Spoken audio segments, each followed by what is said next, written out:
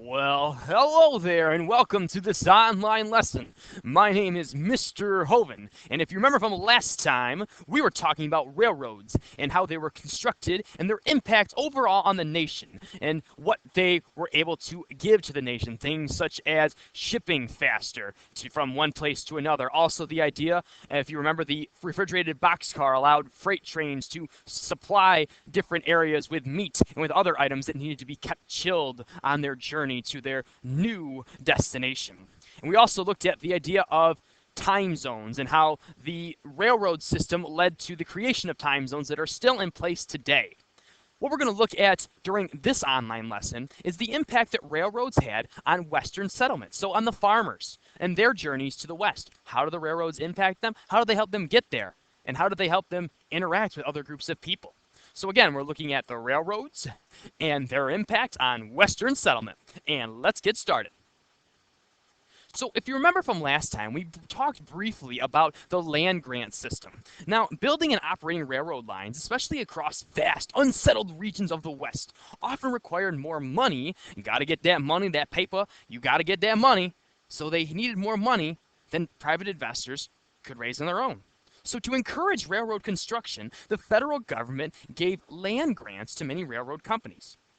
How these worked was that railroads would then sell this land they were granted to settlers, real estate companies, and other businesses to raise money they needed to build the railroad. And during the 1850s and 1860s, the federal land grant system awarded railroad companies over 120 million acres of land, an area larger than New England, New York, and Pennsylvania combined. Several railroad companies, including the Union Pacific and the Central Pacific, hopefully those sound familiar from last time, earned enough money from the government's generous land grants to cover much of their cost of building their lines. But let's keep in mind, did anyone own this land beforehand? Was anyone already there? And how did these group of people react to these new settlers just kind of taking their land? What were their reactions? Now, the first group of people, or the first group of people that really were impacted by railroads, were the ranchers, mostly from Texas. That's right, we're talking about Texas. The ranchers, the ones that had the thousands and thousands of head of cattle, also known as Texas Longhorns, that, hey, they've got all this beef, but how are they going to get it east to sell? So they had plenty of cattle for the markets where they were, but the big challenge was getting the beef to the north and the east. And by 1865, the Missouri Pacific Railroad reached Kansas City. And this gave the Texas ranchers an opportunity. They could now bring their cattle to Missouri and have them put on trains and sent to the northeast. This really helped out the farmers because now there was a higher demand for all the cattle they had for the beef because they were able to ship it out there. So some Texans drove their combined herds, sometimes 260,000 head of cattle, north into Missouri to have them shipped.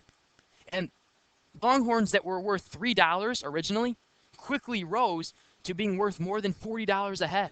So that is a huge increase in the price and the money that these farmers, actually ranchers, were able to bring in. So again, the railroads are impacting these individuals by helping them sell their products. And the railroads also help farmers settling the plains. Popular belief was that the plains, the Great Plains, somewhere where we get our best crops from now, were unfarmable. And they weren't worth anything to try and, grow. In the 1860s, however, farmers began settling there. Much of the plains soon changed from wilderness to farmland. And in 1872, a Nebraska farmer wrote, "1 year ago, this was a vast, houseless, uninhabited prairie. Today, I can see more than 30 dwellings from my door." Several factors, or contributing circumstances, brought settlers to the plains. Railroads made the journey west easier and cheaper. You could move faster. It was safer because you weren't in covered wagon. A little bit more protection there. New laws offered free land for farmers, so they didn't have to put a lot of money up front to move west and get a plot of land. And finally, above average rainfall in the late 1870s made land better suited for farming. So kind of everything just fell into place, made it easier to farm and get out west. So As these farmers start moving west, there was the development of this idea as the Homestead Act. In 1862, the government encouraged settlement on the plains by passing the Homestead Act. This law gave up to 160 free acres of land to a settler who paid a $10 filing fee and lived on the land for at least 5 years. Later government acts increased the size of the tracts available, so they were bigger, 200, 300, 400, 1,000 acres large. The federal land policy brought farmers to the plains to homestead or earn ownership of the land by settling on it. Homesteading attracted thousands of new settlers to the plains. With their property rights secure, because now these properties were guaranteed, more settlers wanted to head west.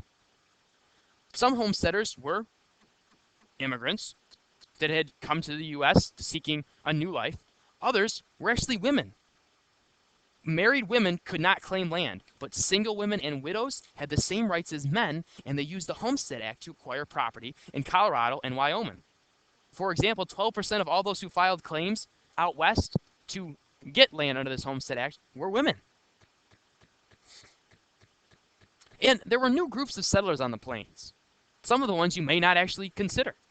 First was the African Americans. Thousands of African Americans migrated from southern states to Kansas in the late 1870s. They called themselves exodusters, from the biblical book of Exodus, which describes the Jews' escape from slavery in Egypt. The end of Reconstruction in 1887 kind of signified the end of a lot of protection for African Americans in the South. So fearing for their safety in former slave regions, freed people sought land farther west, and by 1881, more than 40,000 African Americans migrated to Kansas. Also, you had immigrants from Scandinavia.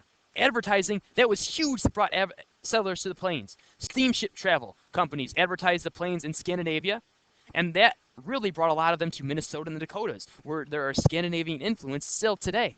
So again, you've got two kind of new groups to settling the plains. You've got the people from Scandinavia, immigrants that saw the advertisements, and you also have African Americans who are seeking safety and a way to protect themselves and their families from possible violence. Now, farming this area was not without its challenges. The climate presented farmers with a huge challenge. It was huge. During some of the years, excess rainfall caused flooding. The region, however, also experienced drought, and in times of drought, brush fires swept across the prairie, burning crops and killing livestock. And summer might bring plagues of grasshoppers. So you got grasshoppers coming and eating up all of your crops. In winter, deep, deep snow buried animals and trapped families in their homes, so they had to make sure they had enough food to survive throughout the winter in case they couldn't get out for a few weeks or months at a time. Now, meeting the challenges of farming was a family affair. Men labored hard in the fields, women did the same, but they also cared for the children, sewed clothing, made candles, and cooked and preserved food. When the men were away, women had all the responsibility for keeping the farm running. When children grew old enough, they helped work on the farm, and farm work often kept children from attending school. So many of these individuals weren't schooled. They didn't have an education. And as this kind of kept going along, more people headed out west, and they were trying to farm. New farming methods and techniques came into play. The plains could not be farmed by the methods of 1860s. Most of the region had little rainfall, few streams for irrigation. Plains farmers known as sod busters needed new methods and tools. One approach, called dry farming, was to plant seeds deep in the moist ground and use a plow to dig up the layer of sod to give them aeration and cultivate the fields. Sod busters had also tools to help them. Windmills used to pump water from deep in the ground, and new fencing called barbed wire. Farmers did not have the wood to build a lot of fences, so they substituted these wire fences to protect their land. Dry farming, however, did not produce large yields, means there wasn't a lot of crops produced, and 160 acres were too small.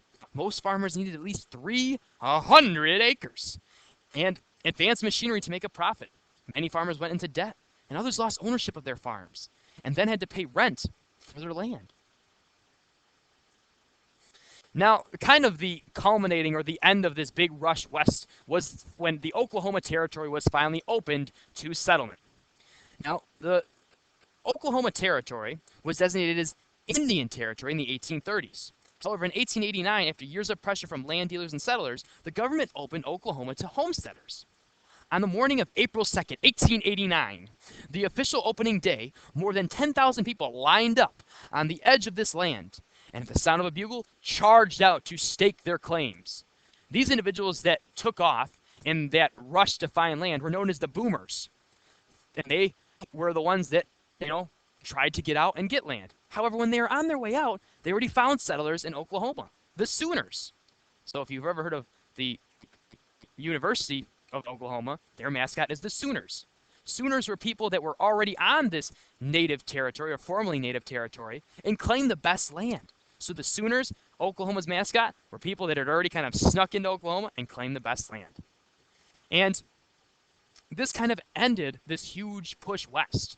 People still went west, but it wasn't a mass exodus out west to claim farmland. In 1889, a census revealed that the frontier was no more, and settlement had greatly changed the plains, especially for the Native Americans. That's about wrap things up for today.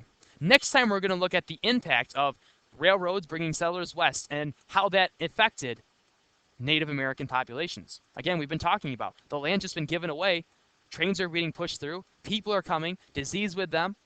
They don't get along with the Native Americans, trying to push them off their land, put them onto reservations, and the natives aren't going to like that.